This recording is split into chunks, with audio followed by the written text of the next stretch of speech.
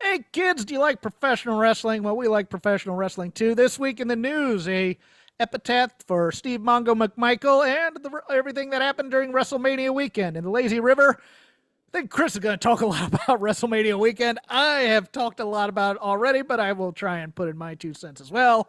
And in Vader Club, Chris has selected Kenta Kobashi versus Steve Dr. Death Williams from 1994.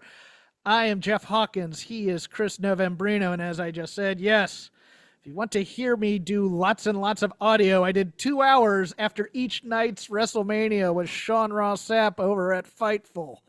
Thorough deconstructions of WrestleMania and all that. But yes, the as we like to say, peak season is finally over, with the possible exception of tonight's SmackDown. I'm keeping an eye on that. I expect Malachi Black to return on this show, and possibly a call up or two, maybe Tony D'Angelo up there. If I get notes, I'll put them on the air. But Chris, have you survived this weekend? I did survive this weekend. I actually managed to watch most of Mania because I was working on music, so I just kind of had it on my TV in the background and let it wash over me, which I think frankly being semi disengaged from this show I think was the right way to approach this show. It was not a lock in focus super hard on every moment of the weekend sort of thing. I think you'd be pretty burned out. And so for me kind of coming in and out, watching some stuff half-assedly or like barely watching other things, that worked pretty good for me. We're gonna talk some narratives during the Lazy River because there's a lot of people go, "Wow, are you guys worried?" No, Hey, WWE had a no. bad weekend. No, they did not. Stop it. They had The, some I'm not, miscues in the media, but nothing bad about the weekend in terms of business. Let's put it that way. I mean, just to sort of answer this question up front before we probe on it deeper, right? So, you and I, Jeff, have been doing a podcast that has been focused on WWE long enough that you could even call it a WWE history podcast. In a And way. so, no, I know, right? Like, in a way, like we've been doing it almost 10 years, like maybe longer. I don't know. A The long show's time. longer than 10 years, but you and I have been on, I think, 8, Eight, yeah, 8 or right, 9. yeah, like that's a long ass time, and like I used to Yes. close caption shows, used to close caption wrestling during that, um, like as a student of WWE's history, going all the way back to like the Yeselmania era to now, I've seen some garbage ass WrestleManias in my day, and this company's stock price, its television market share, everything is still standing. If anything, it's stronger than ever. So, whatever issues this show had, when I look at it and extend it back into the history of the last 10 years, dude, this doesn't mean shit. Yeah. Sorry, nerd. Well, let's start with the sad news. Rest in peace, Steve Mongo McMichael. We just talked about him in Vader Club a couple weeks ago. Earlier in the morning on, I believe, yesterday or Wednesday, the day, whenever he passed, he was going into hospice care, and then later that afternoon he passed. So, I mean, he had been fighting ALS for 5 years. He was a shadow of his former self. He did get to live his dream and see himself inducted in the Pro Football Hall of Fame. Good on him. There's not a lot more to say that we didn't say a few weeks ago when we had Right? I yeah, him and Benoit versus the Faces of Fear. But look, he's a big lumbering guy, yeah, bit of a brute in the ring. Clearly had a lot of personality. yes, I think that if they had figured out a better way to utilize him for what his strengths were and minimize his weaknesses better, you could have gotten a lot out of Mongo in the middle of the card as just kind of a guy who's always an attraction guy.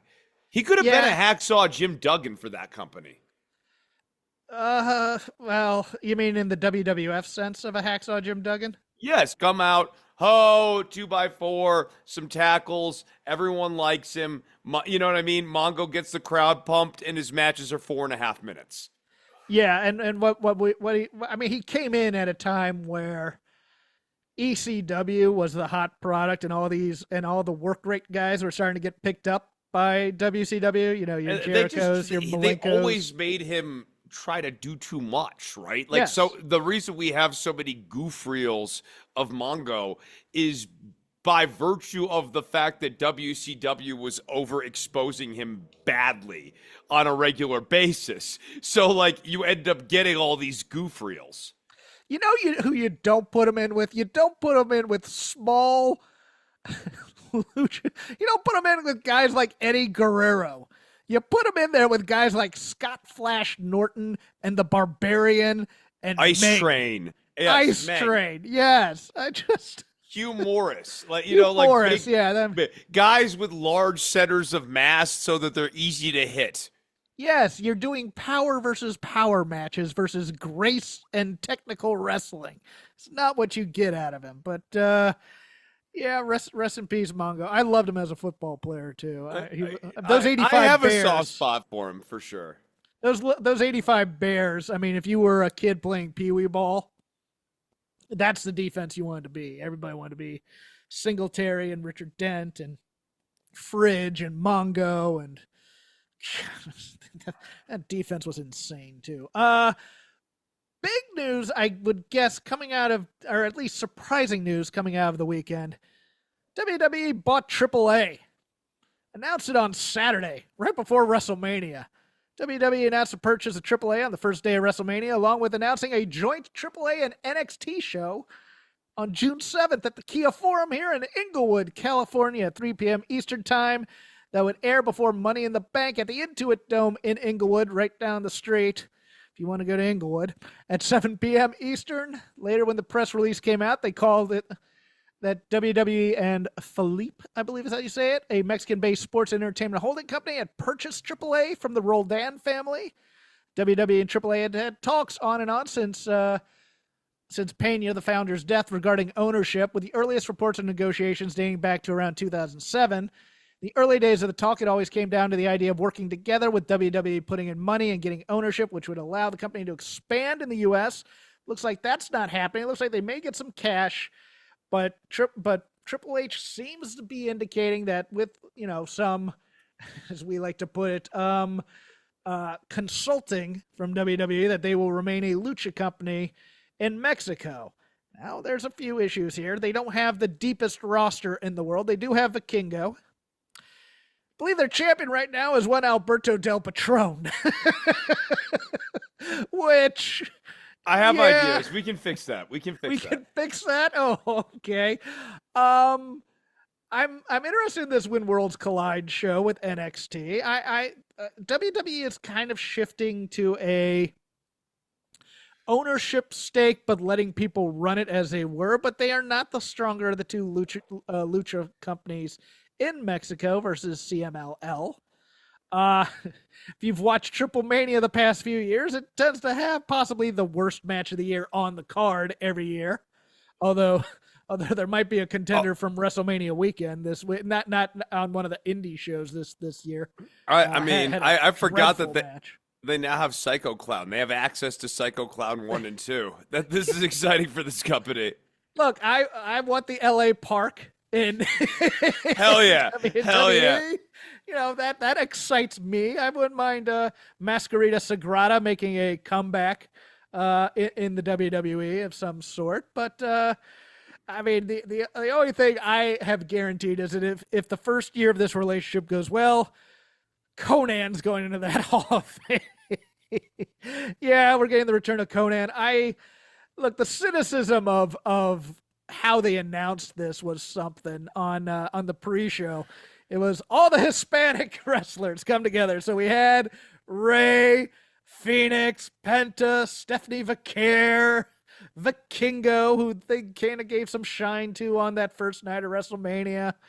Or was it first night or second night? I can't remember. It was night one. Night one? Oh yeah, with the Ray Phoenix thing. I don't know. I mean, it's an interesting thing. People are, this is the death of AAA, just like everything else that WWE goes into business with. I don't know. AAA wasn't exactly knocking them dead in Mexico. They had good houses, but not great houses, and good cards, but not great cards. You have any thoughts on this that are deep in any way? Yeah. Okay. So look, AAA has been a middling company in Mexico, the territory they primarily work, for a while. They've been competing against CMLL.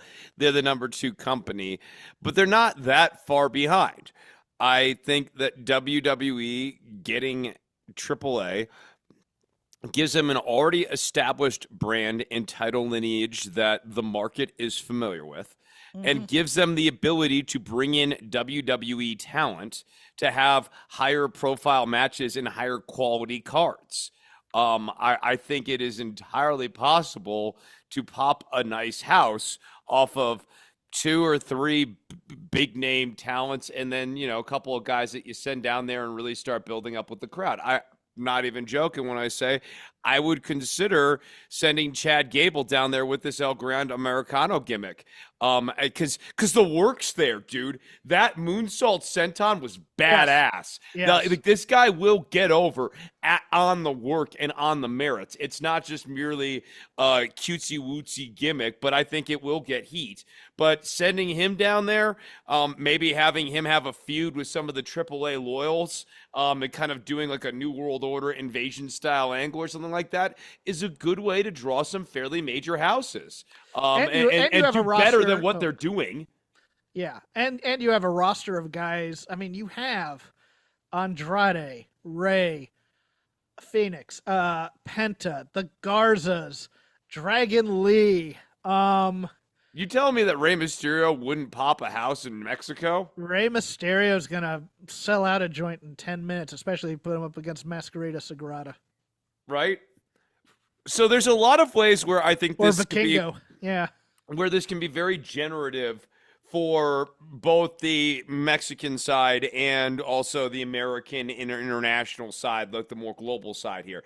I think there's a lot of opportunity for WWE merged with AAA to do business that neither WWE nor AAA could do. And I think, it allows them to potentially go into Mexico here and within 5 to 10 years be the dominant player in the Mexican market with CMLL chasing them. yeah. I mean, this. I mean, I mean, like everything, it's just depends on how heavy-handed they're going to be with the business, how much they want to kind of streamline a process of getting things from AAA to possibly NXT slash the main roster. Do the guys who were down in Mexico want to go back to Mexico? That's a big thing too. You never know. I mean, one of the reasons why you come to WWE is that you have a bigger stage, and then if they just say, "Hey, we're taking all these guys that are in mid card LWO feuds and just shipping them off to our foreign territory and stuff like that," but I mean, it, it's part of world domination, and they're seeking it. So I mean, it's Yeah, not a surprise. I think honestly, it's been exciting in the post McMahon era to see this company actually have a much more sound plan for international expansion than McMahon's half-assed approach to Japan and half-assed approach to India that we saw. Oh, God, that was terrible. And in Japan, they've teamed with Muda and Noah. So Right. the problem is that like they brought Omos back to do nothing, and he was actually getting over in Noah, from what people were telling me, as part of their tag champs. And it's just like, guys, And the guy Inamura that they brought over, I think, is great. That guy's yeah, got personality. I think he's got a different look. Like I like the extra size on the man. I think it's a good, it's fun. I want to see more of him. I'll do it for news for right now. Now let's get into the big ass lazy river of wrestling criticism, because there's a lot to talk about. Starting, I mean, we'll do WrestleMania weekend, but I gave short shrift because we recorded this last Wednesday afternoon before Dynamite.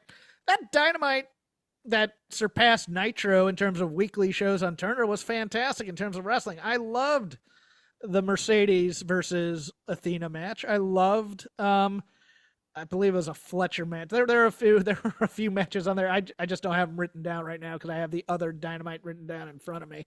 But no, I didn't want to give it short shrift. It was a great show. People say it's funny, Chris, because people say, "Oh, you're so anti AEW." It's like, dude, I went back and listened to a show in 20 was it 2021 or 2019? I can't remember which. I think it was 2021. You're gonna quote chapter and verse. That's not normally what our critics like to do. No, I know that, but it's like Chris was like saying, I hope AEW beats WWE, and I said I hope they punch him in the mouth. So I think we call balls and strikes here as the wind blows. I'm good with that. But yeah, WrestleMania weekend happened. So let's start with that. It's the elephant in the room. Started with media junkets of all kinds, with Roman Reigns talking to Vanity Fair and saying he was a Democrat who voted for Trump. Didn't go over well with a lot of people. Triple H also kind of being a little Trump friendly in an interview. John Cena and Triple H both at one time or another saying that they loved Vince McMahon. Triple H in his 1 hour, but don't pay attention to me Hall of Fame speech. Cena in another one. Paul E. And it ended with people on the McAfee show saying stuff too. Paul E. To just getting in trouble left and right with him playing heel shtick after Saturday. Rock talking about the creative that not my problem, not my circus, not my monkeys. That's maybe an important one. Bailey on Chris Van Vliet kind of right before they did the angle on SmackDown about her getting written out of WrestleMania, seeming to be unhappy. Where to begin here, Chris? Where would you like to be on the lazy river of WrestleMania weekend? On the open comments here, the Roman Reigns one, it hurts my brain because it reeks of like way too calculated and formulated and like focus marketed to be quote unquote inoffensive, but it's actually like offensive to kind of everybody. It's very Dwayne. It's very Dwayne, right? It's the same team that would do that, but it's one of those comments that's supposed to come off as exceedingly neutral, but has a way of grating on everyone's nerves. I guess it's equal opportunity offense, but that's not noble and not a laudable thing. That's just like kind of a phrase that people used to say back in the day. It's tedious. It's uniquely tedious. In a way, I sort of find, Triple H saying what he said to be more authentic. Yeah, I don't know how much to read into the Rock stuff on creative. Because he's both being honest and dishonest at the same time. Because, I told them I wasn't going to be at WrestleMania. That's true. That had been reported for weeks by both Dave and Sean Ross Sapp. I get that. But at the same time, this whole angle runs through you. It runs through him. There's also that air of, but don't close the door. I may want to do something. Much like he did at Elimination Chamber and at that Raw and then at that NXT. When Rock wants to be on TV, he'll be on TV. This heel and you have to change the plans. This heel run of his started off gangbusters. Yes. And now, as we've gone into year 2,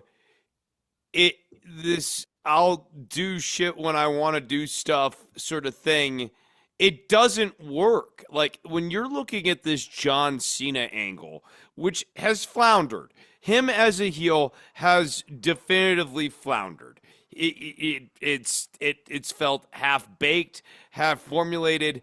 His promos have felt flat to my estimations. This whole I'm gonna be the Grinch is boring, and he settled into this Grinch crap because Dwayne absented himself from a storyline that he started.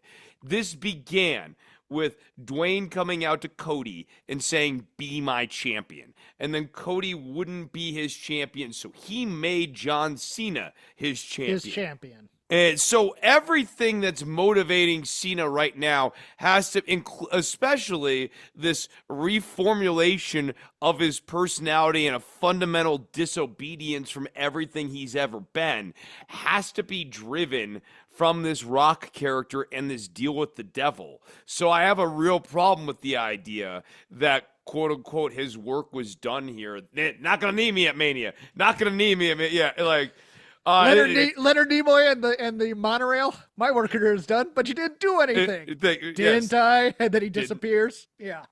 Yeah, I'm like channeling like that, and then also like this clip from like the 2008 campaign where like Bush and McCain were next to each other. McCain was like, "Well, maybe George Bush could help me run," and Bush is like, "Ah, you're not gonna need me." Like right on camera to McCain.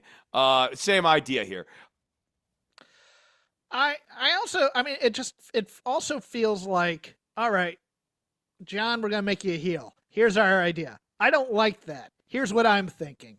Okay, let's go with that. That's what it feels like. It feels like they pitched him an idea and he didn't want to go with it because it either went too hard heel into his image or there was just stuff he didn't want to say. So he decided he was going to do it this way and blame the fans when the fans had nothing to do with it. It was all Rock. Again, it worked all through Rock. Now, I mean, that's part of the reason this angle was bombing a bit. Yes. Now, going to the angle itself, I mean, not the angle, but the match. This feels like a pitch that Cody might have made in AEW, to be honest with you. It felt like it was straight out of 1986. Set up for in an interview with Cody where Cody says, "I still love John Cena." He gets the belt. He has a chance to hit John Cena, and he hesitates like a dumb baby face. He doesn't have anybody out there after years of fighting the bloodline. In case somebody came in there there's nobody there telling him, stop being a moron. Which is even worse when you see Orton the next night. Yes. And then, then he gets kicked in the ding-dong and pinned for 3. It's like, that is straight out of 1985, 86, and I get it, but I also don't get it, because that's not the Cody character. The Cody character is that he is a smart babyface. He is a calculating babyface. He is not his old man. He is more Ric Flair than he is Dusty Rhodes. He wears the suit. He knows the importance of being a champion. He has a little of that dog in him when it comes to cheating. He's fought guys like Roman Reigns who will cheat. So he had plans for that, for when they would cheat in last year's WrestleMania where he finished his story. He was smart. Now all of a sudden he has to fight John Cena and becomes an idiot? No. That's why it died. I mean, but again, it's like Cody not having The Rock motivationally to play off of here. Hurts. Again, it hurts. It just hurts. So like I go back to that Dwayne comment and I'm like, dude, you just couldn't be more wrong. Like, this angle needed your presence. Honestly, like I think it would have been great for Cena to have a Dark Night of the Soul, yes, and Rock yells at Cena and basically breaks him. Like, we actually have like a Rock spiritually breaking John Cena moment. Yeah, I mean, like Cena could have been, taken over by the thought of breaking Flair's record or whatever, and it's. But then he has second guesses on it, and that's when Rock comes in and is like, "You are doing this. This is not. You made this deal. It is too late to turn back. It is too late. Yep. And John, you need to understand the consequences if you turn back. And like, you could even never actually articulate them. Just have Rock pull Cena close and whisper them into his ear that there's no turning back on this thing. You could keep that a MacGuffin. Like, but there's just him not being in the story, in my opinion's kind of it's the original sin of what's been going on here. Okay, the view from 30,000 feet for the 2 Mania nights. Night 1, you had the lowest of bars you had to get through. You only had to get to Yeet in the opener. You just had to have Jey Uso win that one. And then you had to have a compelling main event that told an interesting story. I thought it hit it. Everything in between was kind of mid to good. But you had a low bar to clear on night one, and I think they did it. I mean, there are people who complain that Gunther tapped out way too quick to the choke. I thought it did its job in that, maybe Gunther wasn't used. Maybe they should put over on commentary he wasn't used to getting choked out, but that's how he choked out Jimmy. I mean, it was fitting. And then, of course, that main event, I enjoyed every moment of that. I did. The three-way was good.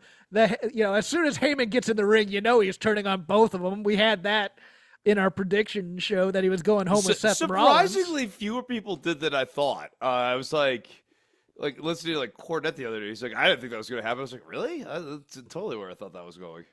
Yeah, and Heyman was just, chewing scenery the entire night. It was fantastic. Let me get the card up. Anything on night one you want to go into? So, going to Uso and Gunther, I thought Jay, a lot of times these matches are a little too gimmicky. I thought this match was really good. Gunther always gets the best out of the people he works with, it seems like, on such a reliable basis. And I didn't, going to the finish, Gunther's tap out, I would have had a pass out rather than tap out. Or if you're going to have him tap out, I would have had him show fear. It was a panic move. That Jey Uso actually, the reason Gunther tapped out so quickly is because he was panicking. That Uso broke him. I think that would have been a better little tweak to it. But, commentary also could have said something like, Jey Uso just hit him with multiple splashes, knocking all of the air out of Gunther's lungs. So there's just nothing in his lungs to draw off of once the choke gets slapped on. He's already gasping for air, and here comes the choke. Or Gunther's not used to being choked himself, and he panicked. I mean, either right. One of those that's what I was saying. The panic is a good story too. But either one. Like having the choke be both literal and metaphorical, I think is actually probably the stronger of the two options. New Day War Raiders was solid. Yeah, I think they should have concentrated a bit more on the next story for the New Day. I howled at the level of heeldom of the New Day's attire. When you're doing an homage to Giant Gonzalez, who famously had one of the worst matches in WrestleMania history at WrestleMania 9 in Las Vegas, that is a deep cut. I did enjoy that, but it was fun from them. I really liked it. Jade Cargill and Naomi, I thought over-delivered in some ways. Look, Jade had to sell, and that was always her knock in AEW, is that she couldn't sell. Thought she did fine in this one. Naomi helped carry her to a good match. Any thoughts? Yeah, if anything, my estimations of Naomi went up because this has been a good example of her having to be the better person in the match and be kind of responsible for getting the most out of the match. And I thought she did a good job, and she didn't have the best partner to work with. Look, if Naomi got lost, Jade's not going to save her. Jacob Fatu and LA Knight was what it was supposed to be. LA Knight got some shine, but Jacob Fatu then killed him. Built a new star. I liked this. Yeah, I liked it too. LA Knight, it just seems like the magic is over. They killed him when they put out the T-shirt, or a week before they put out that T-shirt, and he's never recovered. True. El Grande Americano, who has Stars and Stripes Forever played by a mariachi band as his theme music. That's the best. It's such a good gimmick. The haters need to go jump in the Gulf of America.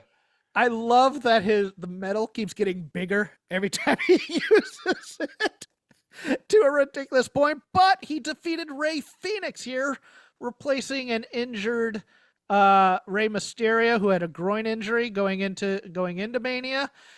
I might have called an audible here and made it a little bit more wonky in terms of how the finish was. Because, yes, they played up that Rey Fenix tried to kick him in the head and kicked the metal and hurt his thing. Yeah, he did get the rub kind of from Vikingo later in the match.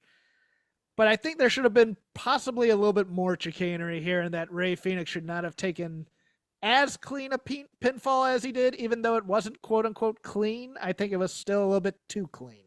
I would have had El Grande Americano get disqualified. I mean, like, Yeah. I don't think you actually needed to have this go to a finish. I think these guys are so good. Geez, Chad Gable, he's such a great wrestler. He is so talented. There's so many great spots from like the American Alpha and FTR matches back in the day to like just that moonsault senton was exceptional. I think yeah, he should have been.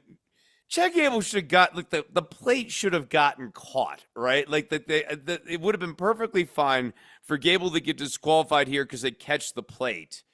And then, like, now we get to the next wrinkle of this, which is Gable comes out. Initially, there's no plate, and then he works the plate in at some time during the match or something like that. You just, yeah, just the next wrinkle onto the plate in the forehead gimmick. Tiffany Stratton and Charlotte beat Charlotte Flair. That shocked me a bit. This was the low point for me of night one. I thought Charlotte was off her game. I thought she was dead weighting a little bit on some of these slams and stuff from Tiffany. I can't prove that. It wasn't a bad match, but it wasn't a good match. And it was a fight for a while there. It did not feel like Charlotte was out there to have a good match. No. And she accomplished her goal. Yeah. And then the three-way. Any other thoughts on that? Look, I thought the three-way delivered on the drama. I think that the Seth Rollins, Paul Heyman, Braun Breaker, Penguin, Joker, and Bane faction is going to be a lot of fun. That's perfect. Oh, I have a note on that match. It has nothing to do with the match. Living Color is still friggin' awesome. Oh my God. Vernon Reed, 66, just dropping volcanic fire in that intro. I mean, I have seen a lot of live music at WWE and New Japan World shows. And the only thing that's like kind of even close to that was Marty Friedman at Wrestle Kingdom about 10 years ago, where Friedman came out and he was just absolutely and like playing at such a high level. Vernon Reed, that man can just massacre a guitar. And to be able to do that live on demand, like in that moment in front of that many people, that is a rare talent. And Corey Glover still has the pipes too. I mean, I know, and Vernon Reed's 66, and Corey Glover's probably, going to be around 60. I think he's I think he's like 62, 63. Yeah, right. Yeah, no, I know. One of my favorite concerts ever was Living Color and Fishbone, the Boathouse in Norfolk. I still think about that concert from now and then, and here they are 35 years later. And they're doing this. I mean, that was, and it was good of them because they were going to do they did the free show on Fremont, I think Friday night. And I don't know if they had planned to use them, but they brought them in anyways. I don't know that for a fact, but I mean, and credit to Phil Brooks for time and again making sure to get Cult of Personality like in Living Color, like themselves on a stage getting paid. Like, I mean, Phil Brooks has gone out of his way, it seems, on a number of occasions to make sure these guys get paid, which as a musician living in an era where more and more people and businessmen are going out of their way to make sure musicians don't get paid because, we just have too much money. I think it's great that Phil Brooks is trying to push it a little bit in the other direction. And then we got to night 2. And it started with, and I'm going to say this, Chris, this might be my favorite WrestleMania match ever. I adored this three-way between Io Sky, Bianca Belair, and Rhea Ripley. I know I've watched other matches, and yeah, I would also include He Who Shall Not Be Named winning the world title on a WrestleMania. But this is one I'm probably going to go back and rewatch at some point in my life and just have the same feelings about it. And it was surprising to me because this is one of those ones where the commentariat, ourselves included, overthink this way too much in terms of, oh, the office really likes Bianca. The office really likes Rhea. They're both big stars. Neither of them actually needed the belt to keep the story going. They were telling the story that they were telling us on TV. Io Sky is being overlooked by everybody in the women's division, especially the top talent in the women's division. How do we solve that? We have her win because she was being overlooked by both of the big dogs in the women's division. This match was absolutely sublime, and Io, look, we've known Io has been one of the greats for a long, long time, but she's never gotten that moment. It's the first victory for a Japanese wrestler at WrestleMania ever, I think. Wow. Yeah, I adored this match. I can't give it justice with platitudes, but everything was smooth. Everybody was in the right place at the right time. It didn't look like it. I mean, all the double teams were good. I love this, Chris. Your thoughts? Yeah, I think that this is for me the most complete story and obviously match of WrestleMania weekend. I think that they did such a good job making the champion seem like an underdog and making the challengers seem like overdogs coming in. And I mean, there's a lot of nuance to the storytelling, right? No one was overtly a heel going into the match. Like it is slight heelish tendencies from Bianca, but like it got into the being, everybody was kind of being a jerk to one another, except for Io. Right. They didn't quite, no one had to go heel to get the heat on this story, because what you're doing is developing this tension between Bianca and Rhea and sort of telling multiple stories concurrently. I really like the way this one came out. I think, the one downside, these scripted English promos for Io, at minimum, we have to stop using bad English idiomatic phrases that don't even really translate. Like she said she was over the moon this week. That is not actually something that she would say. But it ties into her moveset because the name of her is the Over the Moon Salt. Okay. See, it's all branding. It's not. I agree with you. I mean, there are parts where she's speaking from the heart and you can tell, and it's good. And then she gets into WWE speak and it's really broken English because she's not used to the verbiage. Right. So I agree. No. I mean, it's just kind of like what we were saying earlier, Mongo. Maximize the positives, minimize the negatives, man. Drew McIntyre beat Damian Priest in a Sin City street fight. I loved this ending. I loved Chekhov's double tables, and I love that he went for old school and, hey, just shove him off the rope. This was a nice little street fight. I liked it. Yeah, this over-delivered considering how ho-hum the build to all of this was and how kind of dumb this angle was. Yeah, that was the problem, is that Drew deserved much better of an angle where he could really talk his smack, and Damian Priest wasn't the guy necessarily. Man, I want to hear Drew come out and give a promo now that the fallout between Roman Reigns, Seth Rollins, and CM Punk has occurred. Because Drew McIntyre's "I told you so" promo is going to be like $1 million. And I don't, my problem with this storyline is it just doesn't get us to where the real intrigue is, which is Drew McIntyre being the asshole truth teller. Dominic Mysterio beating Braun Breaker, Finn Balor, and Penta for the Intercontinental title. Also, a match that was everything it needed to be. Yeah. And had the correct ending. Dominic is such a shit heel, and I love him. He's great, and him and Liv are back and better than it's. Dom and Liv have really gone through just a complete level up in terms of personality.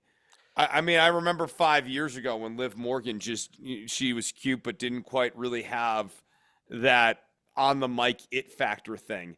And Dominic Mysterio 5 years ago was a non-factor.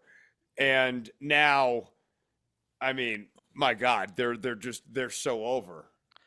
I have a note on Liv in a moment when we get to her match. But this was the Randy Orton Open Challenge. That, Man, this might be my worst match of the weekend.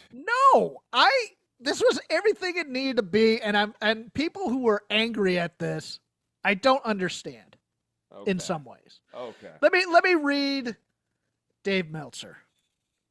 The reality is, if the rub of being on Mania and in the ring with Orton was so great for someone, why did WWE not put Aleister Black, Rusev, Sami Zayn, Jeff Cobb, or someone else who would have also got a giant pop in the spot? The answer is because they're on your roster. I don't... How am I going to put this without seeming insulting to him? And it's not. I don't think Joe Hendry ever gets another WrestleMania moment. I don't. I don't think he is 36 years old. He has a good gimmick. It's people knew who he was. He had a WrestleMania t-shirt, which is a top seller right now. Go get him paid if you're that upset. But I understand the talking point that this didn't do much for TNA. You know what else didn't do much for TNA? Having Kenny Omega as your champ either. TNA is going to be watched by like 100,000 people, and that's your ceiling because there's too much wrestling in the wrestling space. Joe Hendry is a guy, this isn't real, okay? It's not like, oh, you need to keep your aura as a champ strong in case the champ comes to your town or something like that, and then you can have a title. This isn't Apollo Creed and Sylvester Stallone, where the real world champ's going to give this local champ, a chance at the big title to see what happens. This is a spot, a moment that Joe Hendry will be able to go live off of for the rest of his life on conventions and whatnot. There's also possibilities that people aren't seeing here, I think. Like, let's say his contract runs out at TNA and he signs with WWE. And look, here's been the pattern. In the Rumble, he was kind of a geek. At WrestleMania, he was kind of a geek. At the next thing he's at, he might get a win for, say, an Intercontinental Championship on his debut or something. But he's not going to be a world champion if he comes to WWE. He might get an NXT belt because they use him on NXT a lot, and people know where he is from that. But listen to that reaction, and people knew his stuff. They knew the song. They sang along. To me, this was a win for Joe Hendry. I get, but everybody else is thinking this is real. Like, oh, who's going to want to watch TNA after this? It's like the Hardys are there. They could have used the Hardys or Dolph Ziggler maybe, but this is the ceiling for Joe Hendry to me, and I don't understand the anger over this. Chris, talk me out of it. So I think context matters here. I think the match itself, I got like two things. One, I don't think the match did a whole hell of a lot for Joe Hendry. He was like basically just a job guy. I agree. So I thought that, this is not the best WrestleMania spot. Now, pulling back from Randy Orton per se, let's just think about the Joe Hendry situation. We have a guy who is under contract in TNA, not currently under contract in WWE, although obviously WWE and TNA have a working relationship. Theoretically, WWE could be in negotiations to buy out Hendry's contract. But right now, Hendry's contract runs to, as I understand it, like at least the end of the year, potentially a little bit into 2026. So Hendry is right now as a wrestler under contract in a different company getting one hell of a push and one hell of a presentation as an outside talent. He did get a prestigious presentation on NXT. Was it everything that I think most people would have wanted? No. And like the Ethan Page, Joe Hendry song remains pretty high on my cringe of 2024. That Ethan put on some clothes with some really badass shit right there, and I mean not like bad ass, like bad. It was ass and it was shit. So I think that when you pull the camera back and you go, this is a TNA wrestler getting a WrestleMania payday and getting to name build on a WrestleMania stage, which is in front of millions versus the 100,000 on TNA, it's hard to look at this as anything other than a win. And frankly, getting fed to Randy Orton seems to have engendered some sympathy towards Joe Hendry. It's and Orton gave him the Stone Cold Steve Austin respect finish where he did pick him up and shake his hand and everything. Yes, he then stunnered him, Stone Cold style afterwards. But that's not nothing. All that shit matters. It'd be different if Henry came out there and got Eric Rowan. Yes. That's a different thing, right? Like, he did not get Eric Rowan here. I would have done, like, give Randy a mic after the first one, do the respect thing. Let's give it up for Joe Hendry. Go buy his shirt. Do a plug for his shirt so he makes a little bit more extra money on that night, and then RKO him again. But everybody was expecting the other RKO, and nobody holds it against the guy getting RKO'd necessarily, unless you're a flippy dude like Ricochet, in which you're just dead in the water after that because you can't think of a way to rebuild. Joe Hendry's good enough to rebuild on NXT the next, couple nights later. He could do a whole promo about how when he got RKO'd, he saw his future flash before his eyes. Yes. And it lit the way forward for what he needs to do now. I need to stop doing this stupid posing stuff or whatever, Yeah. It could be fine. It's one of those things where thanks Randy for motivating him with the RKO. I mean, this is newsletter. Oh, WWE never helps anybody, and all they do is bury each other because they're the superior product, and they can't ever show any weakness. And they don't. This is WrestleMania. This is their. I picnic. think Joe Hendry has been treated so well as an outsider wrestler. Basically kind of, coming in with a suitcase and doing some journeyman work. They clearly like him. They gave him a quality presentation on NXT. They gave him a spot in the Royal Rumble. And they gave him a spot on Mania. I am sorry. Find me a wrestler kind of coming from outside into WWE who's gotten anywhere near this love. I can't. I'm racking my brain, but I can't come up with someone who kind of comps like that. I mean, maybe AJ when he debuted at the Rumble because he got, to eliminate a lot of people before and last a long time. Was he under contract at that point? Yes, he had just. Oh, see, you know what I'm saying? So he's got. You would need to find someone not or not under contract at the time of getting some of these initial runs. Right. That doesn't happen under McMahon. Logan Paul beat AJ Styles by pinfall. I thought this was going to be a great match. It just turned out to be good to very good. I think the Logan Paul Jeff comes in with the brass knuckles finish has kind of played itself. I kind of wanted I Show Speed up against in the prime bottle again, getting his butt kicked, but he already kind of did that before. I mean, he took a massive spear from Braun a few weeks earlier, so I don't think that was a requirement. Karrion Kross was a nice little touch. He's had a few things to say that have made the rounds in terms of promos, and he's very good at it. And it furthers the Karrion Kross AJ Styles story, but I didn't think it was needed in this match. I kind of wanted to see Logan Paul do a little bit more, to be honest with you, as it was Mania. I want the Karrion Kross story to go a different direction. I actually want Karrion Kross to be like 3/4 earnestly helping AJ Styles because Logan Paul really does bother him.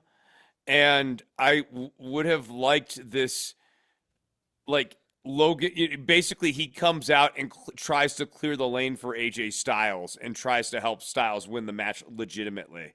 Not like use the brass knuckles, but like a somewhat turn of Cross, essentially, to build to Cross versus Logan Paul. Because I actually think there's a lot of money between those two guys promoing off on each other, especially based off of what we saw with Karrion Kross's promos this weekend. I think the promos will be more intriguing than AJ Styles and Karrion Kross are going to be, or AJ Styles and Logan Paul were. I hope there was a moment like on Sunday before WrestleMania started where Logan Paul and AJ Styles just kind of look at each other and go, you know what? Everybody else is saying the dumb stuff in the media this weekend, and it ain't us. Right? I know. Like, AJ Styles and Logan Paul somehow managed to not be part of the dumb comments squad. All right. What are your thoughts about the shape of the earth? Hey, Logan, about that stunt you did? No. We would like to ask you about some insider trading. All right. Might be rant time, might not be. Don't know yet. We'll see how it goes. Lyra Valkyria and Becky Lynch defeated Liv Morgan and Raquel Rodriguez for the WWE Women's Tag Team titles. An angle was run on SmackDown on Friday before Mania to knock Bayley out of the match with a separated shoulder, which for some reason meant she couldn't even walk to the ring with Lyra and Becky to get a Mania payday. Becky Lynch has decided that she wanted to come back and turn heel. So this was just for the WrestleMania pop. This has been known for weeks to be happening, so this wasn't like it was thrown on Bayley at the last moment, because originally, as you might recall, this was supposed to be Bayley versus Roxanne Perez. I don't know if it was Becky big time and going, I'd like to be at Mania and do the pop here, or if it was Triple H saying, hey, Becky, would you like to be there? But look, from a business perspective, you have to do this move because Becky Lynch is your big star. Getting the big pop is worth it for that. On the other hand, Bayley has been around all year being the glue of this division. And you've already screwed her over once when she was at her hottest to be the host of WrestleMania in Orlando. I think it was Orlando, or maybe it was New York. I can't remember which one she was. It might have been New York. Can't remember. But it was one where it was like she was at her peak, and they just made her the host of WrestleMania, do comedy sketches and stuff like that. Match itself was fine. I don't like. I also don't like Becky Lynch as a heel. She's not good at it. I mean, the man character I'm already a little annoyed by, and I like Becky Lynch. You will find no bigger defender of Bayley than me in the commentariat. So when I say that for business, it was probably the right move. Creatively and roster-wise, probably a bad one. I will say this, though, Chris, coming out of this and on the Raw Monday for the turn, there is a story here that needs to be explored. And that is that Liv Morgan is kind of a reverse Fraxium in that she is a scumbag, but she is a loyal scumbag to her partners and to the Judgment Day. And all these people that they say they're nice and they're friends are turning on one another as soon as it comes to the WWE Women's Tag Team Championship. Because we saw it happen with Bianca, Naomi, and Jade, and now we've seen it with Becky Lynch and Condor Man Lyra Valkyria. Yeah, I really did not care for Lyra's reaction to Becky turning on her. I thought that the reaction itself really did a number on her. The Um, hurt part, the what's yes, like going on, the shock. yes, it went on too long, right? Like the first time you get hit, you're shocked, you pull yourself in the corner, but she didn't even get her hands up. You know what I Yeah, mean? yeah. I just Um, that made her come off weak as far as I was concerned. the other problem with this is it's not the most interesting story you can tell. And I don't think you want to do this with Lyra just yet because she's still relatively new. She's getting the woos finally for her entrance. But the interesting choice would have been Lyra was the one who jumped Bailey so that she could be tag partners with her hero Becky Lynch and being manipulative that way. But yeah, I agree. I didn't like the turn. I thought it was kind of stupid and forced. But I think it gets Becky. Becky gets to be the poison ivy or Catwoman of your Batman's Rogues Gallery stable of Bane, the Joker, and the Penguin. Maybe she's the Riddler. Who knows? Yeah, With her terrible sense of humor, she's probably the Riddler. yes, right. Like it's like the riddle, but like she tells riddles that aren't really good riddles. Yeah. Like, why does an elevator go up and down? And she doesn't actually have a punchline to it. It's just a setup. Why is a raven like a writing desk? Wait, isn't that from Alice in Wonderland? Yeah. Or the Dixie cup riddles, you know? Yes. Yeah. Bazooka bubblegum jokes. Bazooka Joe, she's just chewing a bunch of Bazooka Joe trying to get Just- material. Just getting material desperately. And then John Cena defeated Cody Rhodes. My question to Sean Ross Sapp was: was John Cena trying to wrestle a bad wrestling match on purpose for the first 10 minutes of this match? Because it felt like it to me. Or is John Cena just cooked? I don't know. What do you think, Chris? Man, to do this right, he doesn't actually have to be particularly physically gifted. So this to me is a failure to conceptualize what is required of heel John Cena more so than an indictment on a failure to execute. I think that John's been left to his own devices, both in conceiving what the in-ring style is like and what the whole oeuvre of the character is. And that, as we talked about earlier, has only been exacerbated by Dwayne Johnson going like, well, now that I've set all this shit in motion, I'm out. Y'all tell this story for me. I started a story. I don't need to finish it. Okay, cool. That's neat. But now that Darth Vader has absented himself from the rest of Star Wars, it really is on John Cena here to, I guess, make a story happen. And I think the issue starts with conceptualization. And then but if you have a bad concept, John Cena's not going to be able to rise above the material.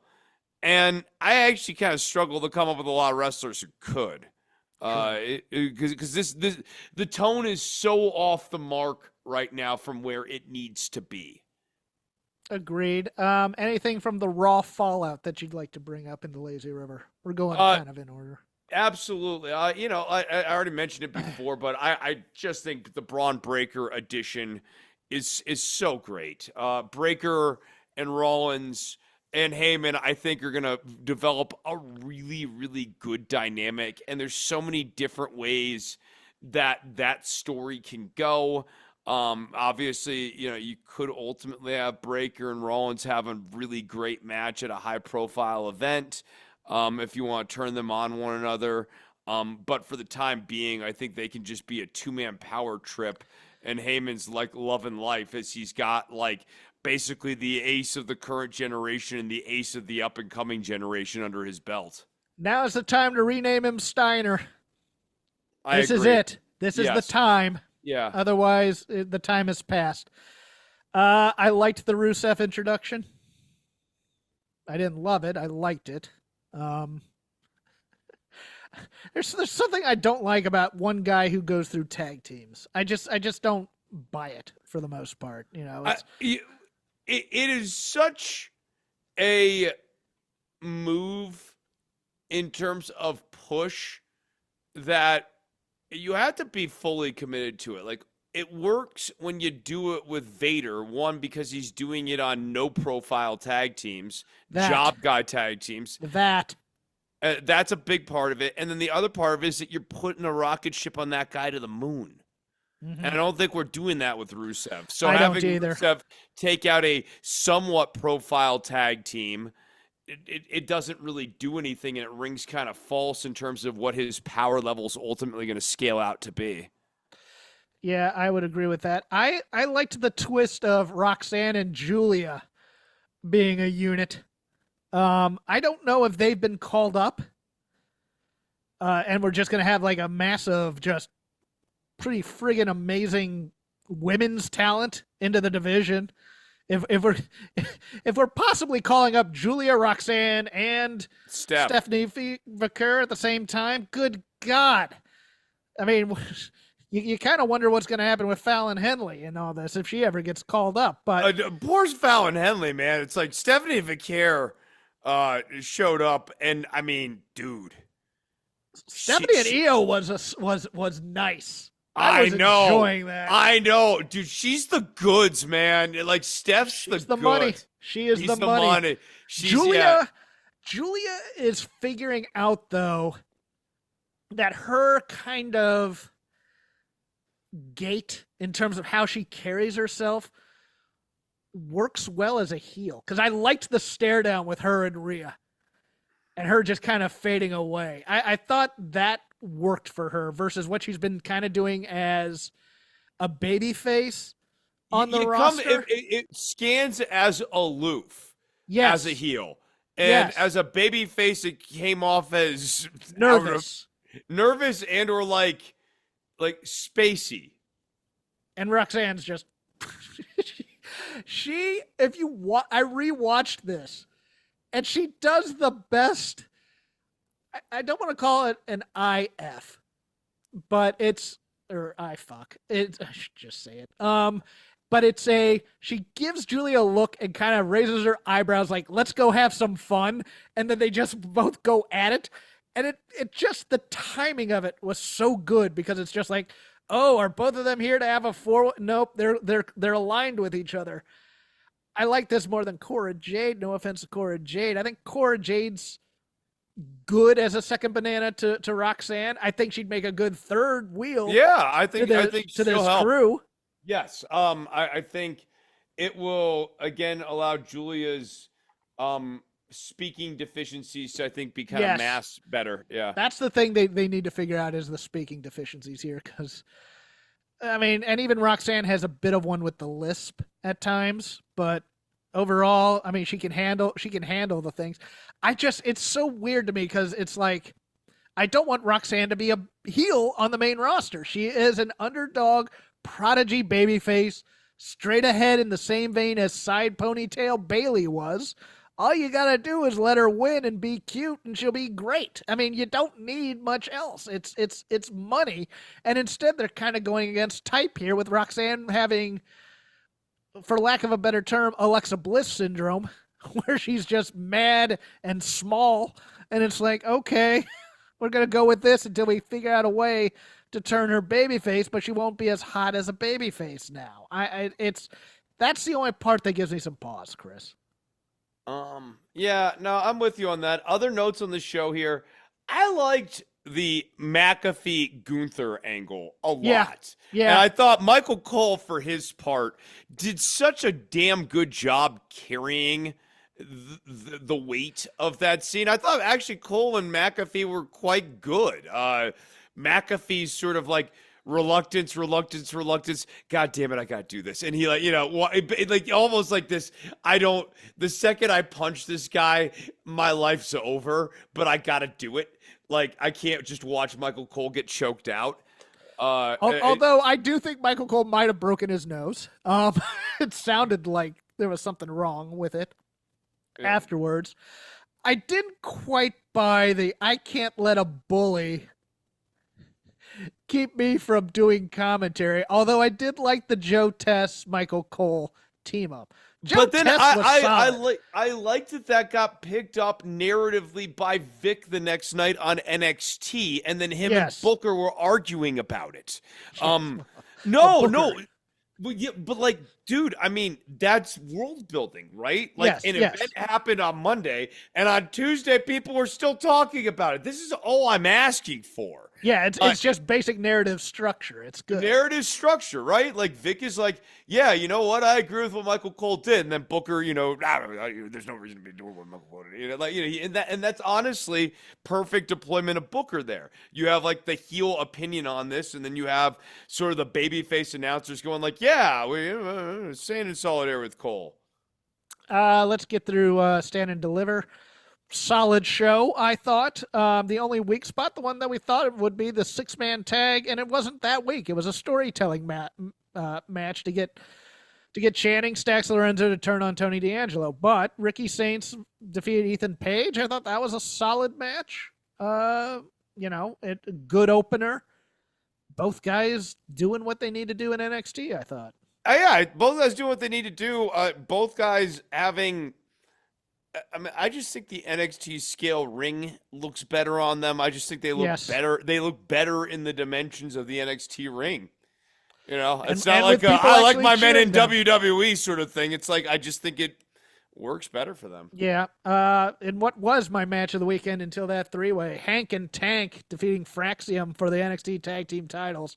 I actually thought Fraxium was going to be the ones to answer the New Day instead of Otis and Tozawa, but it looks like they're probably going to be on their way to the SmackDown work rate tag team thing. But Hank and Tank here, living up to the name Tank in terms of big guys just moving at a high rate of speed and running people over. That dive onto the table was something, especially getting the table to stay there and him landing flush without sliding off or necessarily hurting himself. I did really like this match quite a bit. This is not my favorite team in the world, but my God, you gotta look at two dudes who know that they have exactly one moment, and that moment is right now. Yes. And that they need to do this right now, and they need to go out there and give it all in this specific match. And they go out there and they kill themselves for this match. The amount of effort. I'm not giving it a star rating. This is a 5-star effort match from these two dudes. Yeah, the effort they could not have. I mean, short of working to the point of giving them both heart attacks and dying in ring, going so hard, they couldn't have done much more. Anything else that would have been a trip to the hospital. This is one where you look at it and like it's a team like I don't know. There's a team that like consistently gets like 1.5 stars from Dave, and all of a sudden they just decided one night to be like they just had something. They felt the music. I don't know what it was, but then they elevate themselves to legendary. This is going to be the pinnacle of their career, I think, in terms of a match. And I was shocked by it. And you know what? Good on. I mean, they rose to the occasion, right? Like that's. They were clutch. The fact that they were clutch might actually be their saving grace and give them a little bit of juice here. Yeah, they went for one big, okay, let's hope it works kind of spot. And that was the dive straight onto the table. Yeah. And it worked. No, and that's right. All they didn't do anything else in terms of trying to overextend themselves too much. They just really worked at a fast clip of the stuff they knew how to do. Yeah, but man, if that spot had bombed, yes, that's it. That would have been hard. Right, that it's or he breaks something and breaks a rib or something to that effect. Right, and then they're dropping the title in 2 weeks, but within a month, and they're never getting those belts back again. Also rising to the occasion, I thought the women's ladder match for the NXT North American Championship wasn't anything terribly spectacular or death-defying. Worked within the bounds of the match. Had a few spots with ladders. I'm Yeah. fine with that because this match was not getting a lot of profile. So it makes no sense for these women to go out there and kill themselves for a match that didn't have that heavy of stakes on it. Thought Sol and Kaylani were good in their athletic stuff. I thought Izzy was a good base. Thea's crazy. So is Zarya to some respects. And Lola Vice was good. There wasn't anything where I'd go, oh man, that was horrible in this. It was a wrestling match with ladders as opposed to a ladder match with stunts. And I appreciated that. I'm very much hoping that Lola's done in NXT. Let's get her up on Raw. Let's reset her. Let's get her a character, like a strong character-driven personality, and move her on from the mid-card hell that she has been stuck in NXT.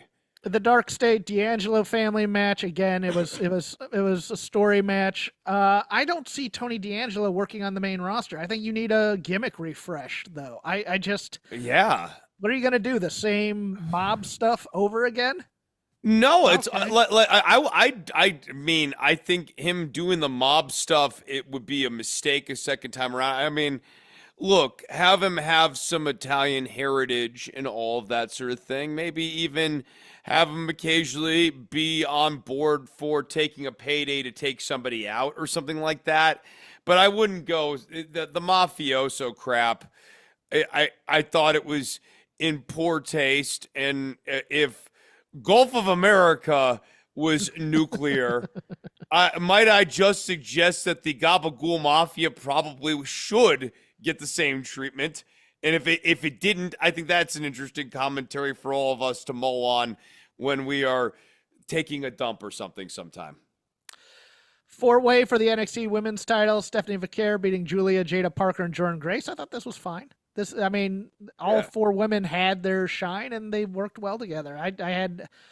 I really enjoyed this one as well. Not as much as Stephanie and Io, but still. And Jada Parker, man, she that's the one that you go, is she going to rise to the occasion? I thought she did. I thought she was good. Yeah, Miss Parker is someone who I'm interested to see what the plans are for her this coming year here, because she's got a lot of personality. She is tough. She's a heavy hitter. She's a heavy hitter. And she needs to be in there with heavy hitters as opposed to these graceful gymnastic women types. Like, Stephanie can take her stuff. Julia can take her stuff and Jordan can take her stuff. But, like, give me an Asuka or a Bianca versus Jada Parker. And let's see some power moves out of the two of them. Yeah, right. I think there needs to be, they need to come up with a good roadmap for her, because with the right presentation and everything, they can get her established as a very strong mid-card champion in the women's division on the main roster here, and really establish who Miss Parker is as like the women's intercontinental champion or whatever the equivalent is these days. And then Obafemi retained in the 3-way, and that was really good too. Yeah, look, I think Oba's never going to be my favorite, but he clearly is getting settled in. I thought he might be the Randy Orton person, and that he might beat Randy. That's what I was thinking coming into this. I thought they were going to put him on there. That would be interesting. I don't know. I wouldn't have him beat Randy. What I'd have him do is toss off the RKO the first time. Yeah. Yeah, like Randy goes for the RKO, Opa just catches him and just tosses 300-pound Randy Orton off.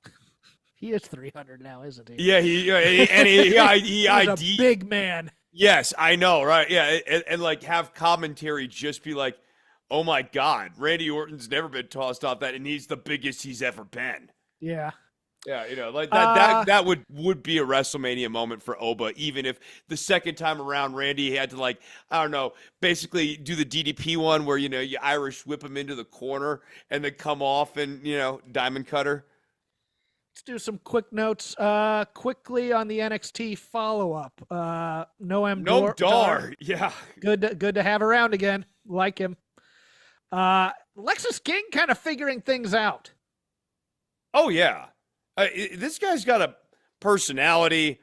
He's like, the Penn and Teller stuff on Stand and Deliver was pretty good, I thought. I thought the follow-up was good, too. I think remember a few years ago when this guy was Brian Pillman Jr. in AEW, and the AEW fans' big observation about the guy is that he couldn't talk at all. And now Lexus King feels like he's a good promo. He is a good presence on screen. I He's mean, finding himself. yes, he's confident. He knows how to be this guy. I No, I'm trying to wipe the beard off. I still he's still goofy, but I still I like Metaphor as a unit. I do. I think they work as a unit, even though they are very disparate in their personalities at times. yeah, I mean it. I don't know that it really works as a unit so much as the tag team of the women work Yeah, and something. Ashanti, or no, not is it Ashanti the No, Independent? it's not Ashanti. No, It's Ora Mensa. oh, that's right. It's Oro Mensa. Ora Bootleg Mensa, Kofi. right. Ora Mensa and Gnome's friendship is funny because it doesn't seem like they'd be friends, but honestly, they Right. can't. Like, and I feel like, I mean, you could probably get this going more if Gnome Dar had like more chemistry with Miss Jackson, right? If there was like kind of like a little like romantic angle going between them two or something. And Joe Hendry got some shine on this show. Yeah, right. So and like yeah, Joe Hendry's back, and and who's he in the mix with? Oba Femi and Trick Williams. So tell me that they hate this guy. Please keep telling me it. Trick just seems like a third wheel though at this point. That to me is almost like the headline here is that like Trick Williams has become an afterthought of a man. Quick Dynamite stuff. We don't have to dwell too much on it. Look, MJF and the Hurt Syndicate works with for me. I liked that the Callis family acted as a unit last night and did like a stomp beatdown of guys instead of just wrestling moves and stuff. They feel like a real faction. I liked that a lot. And I'm here and I'm happy that Jamie Hayter. It's gonna be Jamie Hayter and Mercedes because I think Jamie Hayter needed a heat up. Oh, and also Stokely's back. Good. Him and FTR, good pairing. Good. Yes, I like that pairing. I thought Stokely's promo was good, classic Stokely, knowing knowing the facts well enough to actually basically tell a story, which is I think extremely useful. No comedy out of him though. I want serious Stokely this time around. Yeah, agreed. For me, the Buck stuff continues to be weak. Yes. As is the Death Rider stuff. I mean, never has there been a main event angle with like less meat on the bones that has run longer than the Death Riders. Like they brought in Swerve, Kenny Omega, and Okada to just kind of be there on screen for 5 seconds. yeah. It's just the main event picture in this company is just like it is a soupy, swampy mess of like Adam Page having feelings about different stuff, and MJF comes in and he's like, I'm gonna beat you in the Owen, and Adam Page is like, I don't want that, and then you have Swerve Strickland and Kenny Omega, and Kenny's out there and he's trying to remember the past in a way that feels favorable to him while yelling at the Bucks. And all these men, the three that I just mentioned, have actual executive roles in the company in the kayfabe world, but none of them seem to remember that at a particular occasion and never seem to use that power. And there is no real overarching structure. Like you can just make matches with whoever you want whenever you want because no one's in control. I was shocked that Mark Briscoe got the win. I know it set up the match later with Kevin Knight and Ricochet, but it's still his last singles win on Dynamite was June 2024. And that was such a pleasure to see because I love me some Mark Briscoe. The matches were good last night, but it's just like one of those things where it's like, yeah, you're going to have good matches, but the angles are what's important to me. Yeah. I don't know. It's just AEW continues to be a show where good wrestling happens, but Dynamite needs to be world building. You can have Yes. Collision. You can have the other ancillary shows be where, 1 hour of prestige wrestling. And I might submit that maybe the viewership market for like just hardcore prestige wrestling is probably about an hour every week, not 2 hours. Um, AEW Dynamite needs to be 30 minutes of prestige wrestling, about 45 minutes of world building, and about 45 minutes of preliminary matches every week. Yeah, and you'll never convince the wrestling fans of that because they want wrestling, and everybody else wants Well, a no, TV no, no, show. no, no. I'll convince I will never be able to convince the AEW fans of that because the AEW fans just want spots. Yeah. Well, Wrestling fans, of which there are millions, I know this because I see WWE's ratings, do want a story. They well, do want a yeah. world that they can live in. Yeah, and it came clear to me where it's like somebody quoted the old Bobby Heenan thing is that the problem is people know too much and now everybody else thinks it's fake, but the boys thinks it's real. I'd include wrestling newsletter and whatnot subscribers in that somewhat because it's like, oh, it's a sport and wins and losses matter. No, they don't. It's the world building that matters. Everything else are trinkets. That's why I don't take the Joe Hendry stuff all that seriously either. It's just it's the world building is what is important, and that's the thing we bring here every week on Shake Them Ropes. Let's do Vader Club and get out of here, Chris. I was legitimately mad at you at first when you picked this because I looked at the video and it said an hour, and I went, Chris, I've watched enough wrestling this week. But look, Kenta, great. Steve Dr. Death Williams, great. I will once again put my caveat here that I still think that Jim Ross asked Dave Meltzer for a favor to get Steve Dr. Death Williams in the Hall of Fame of the Wrestling Observer posthumously. And that's how he did it, was just, oh, you can only vote on Steve Dr. Death Williams' time in Japan, not his middling runs in the United States. Those shouldn't affect him any. But I do like Steve Williams. It's just one of those things where I never put him as necessarily a Hall of Famer, but I can make the case. But this was a manly match. Please. Man, Chris, yeah, I the would. floor was yours. I will not. I'll go right out and say Steve Williams, not a Hall of Famer for me. No, like he's a good talent. When he's good, he's great. But like saying Steve Williams is a Hall of Famer is like saying Mike Awesome is a Hall of Famer to me. I like Mike Awesome. Mike Awesome's has his good matches. When Mike Awesome's good, he's great, but not a Hall of Famer. This, however, is I mean, dude, it's such good work. Kenta is outstanding here. He's just this beautiful synthesis of so many different things.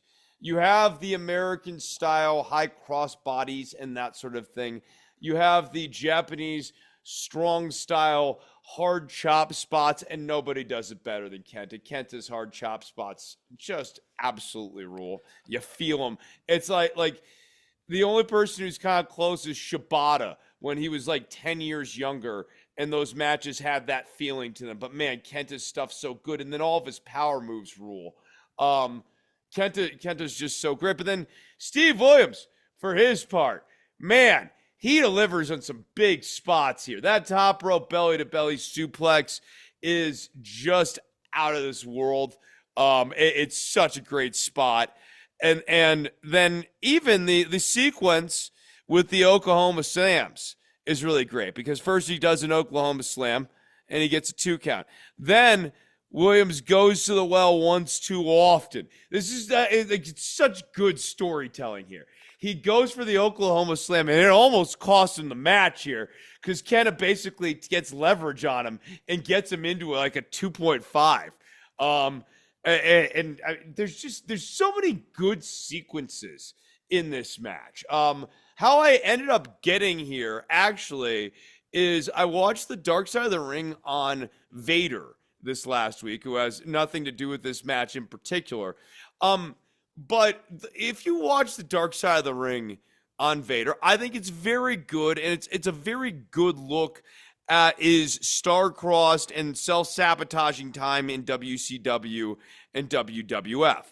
That being said, the way they chose to tell this story, you'd act like Vader didn't do shit all else ever again after he died in WWF in 1997, shortly after being tombstoned by Kane. But he actually went back to Japan and had another a really good run. And initially I was looking, I had such a huge problem with the end of Dark Side of the Ring going like, and that's it. Vader basically killed his career right there. He's old and fat and stupid and dumb, and he died. And it's like, no, he didn't. Like he that's not what happened. So I ended up was looking for a Vader match that I couldn't remember which ones we've watched and which ones we haven't from that vintage because we've actually watched some of those. They're quite good. And then I was like, you know what? Let's bring it to the ace of this generation right here, Kenta Kobashi. And Steve Williams is a guy who I feel like we haven't talked a lot as much about because, as you brought up at the beginning, dude, his shit's just hit or miss, right? When he's good, he's good. But when it's not good, it's like not even worth watching. He's just like dumpy and lumpy and boring. I'll find some Miracle Violence connection to watch. It might actually be those Steiner matches that were actually in WCW, but maybe that'll be my Vader Club for next week. As I like to say with this All Japan in the 90s thing, I come for the clotheslines and I stay for the suplexes because both of those, like these clotheslines have some sauce to them when they're doing them. But I'll tell you my favorite thing in this match, and you're going to think it's ridiculous, but there was something about just simplicity and crowd pleasing that I liked in this match. And that's the test of strength spot that they did. And they took it seriously. And it's a goofy ass spot. Don't get me wrong.